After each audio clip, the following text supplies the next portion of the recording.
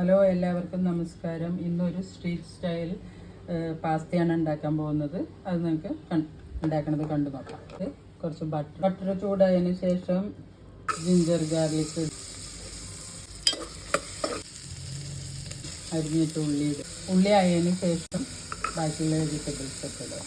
Beans, cabbage, capsicum, carrot, chicken masala, red chilli, മഞ്ഞൾപ്പൊടി, pepper, oregano, spoon coriander powder, tomato sauce, pasta add ചെയ്യുക, വെള്ളം ഒഴിക്കുക, ഒന്ന് steam ചെയ്യുക. ഈ കുക്കറിൽ അങ്ങനെ നമ്മുടെ പാസ്ത റെഡി ആയിട്ടൊന്നുമില്ല.